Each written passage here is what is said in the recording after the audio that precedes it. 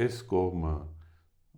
խոսում այն մասին, որ դա կեղծ է, դա ընդդիմությունն է առաջ քաշում բան այդ թվերը, բայց մենք հո գիտենք, որ ընդդիմությունը չի ասել, մենք լսել ենք Ադրբեջանի իշխանություններից։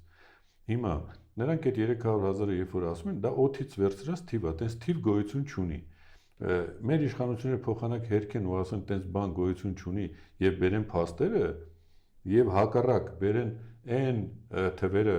որ մեր հայրենակիցները Ադրբեջանում